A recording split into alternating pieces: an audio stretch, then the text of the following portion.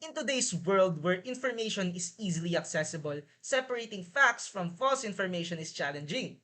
Due to the numerous false information circulating online, it is important to be vigilant and check the accuracy of the information from trusted and reliable sources available. Today, we will do a fact-checking video about the presidency of Ferdinand Marcos during the martial law era. The first claim, the justification of the killings of the CPA-NPA during the martial law was to save the republic from the leftist ideology. According to this TikTok video on 29th of November 2021, according to the communist insurgency in the Philippines, martial law did not save Filipinos from CPA-NPA.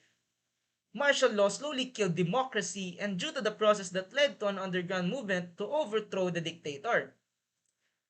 I think the reason why some people still believe the justifications of the killings of the CPA-NPA during the martial law was to save the republic from the leftist ideology is because of propaganda that was led by Ferdinand Marcos that suppressed leftist movements, also due to the limited access to information and especially maybe because of fear and intimidation.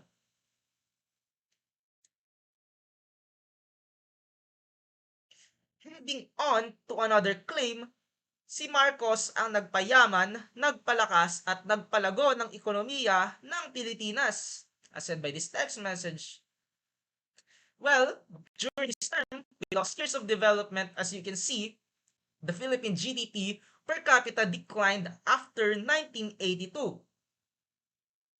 The income per person also declined and we are labeled as the sick man of Asia. Poverty also worsened during his presidency, but if you examine the data more closely, you can see that only Cagayan Valley and Ilocos have a low poverty rate.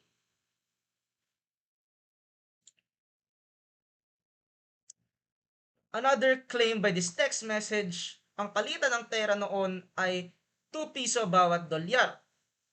Well, according to the World Bank data, bago pa man maupo sa pwesto noong 1965, ang palitan ng pera bawat dolyar ay 3.91 pesos.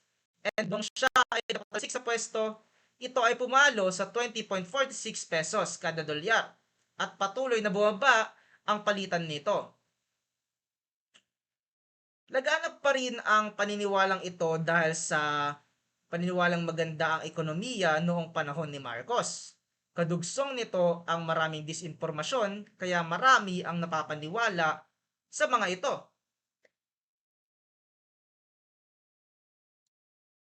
Well, here's another claim.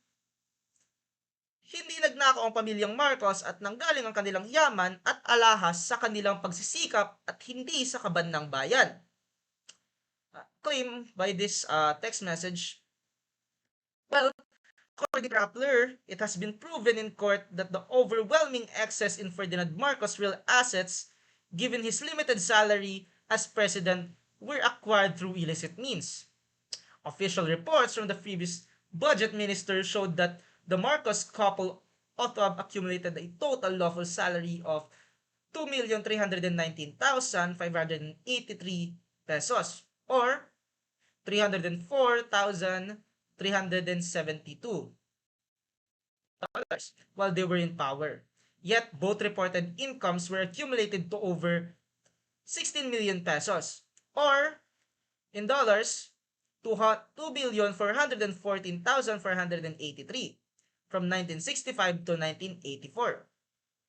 The High Court used the failure of Marcoses to show proof of their other legitimate source of their wealth to declare its deposit as ill-gotten. Well, for me, the reason why many believe that Ferdinand Marcos had no ill-gotten wealth is because of lack of transparency, propaganda, and selective memory. This propaganda portrayed him as a champion of people.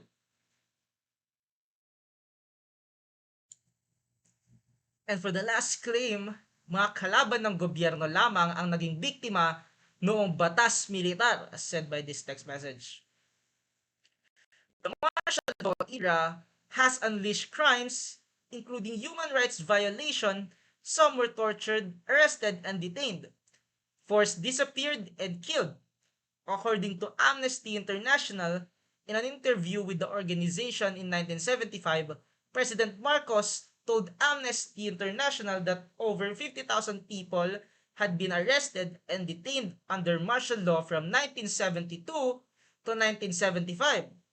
Those arrested included church workers, human rights defenders, legal aid lawyers, labor leaders, and journalists. Many of them were innocent and victims of wrong imprisonment. Well, many believed that only the government opposing individuals were the victims of martial law because of the propaganda that it was really peaceful before. And to justify violence during that time, some individuals continued to assert that the victims were only activists. As we conclude this fact-checking video, we should understand that it is important to recognize the complexities of past events. We should seek the truth and examine the evidence and uncover the facts. We should empower ourselves to learn from the past and set a goal for informed society. That's it. My name is Lorenzo Tayag, and I am your speaker for today. Thank you.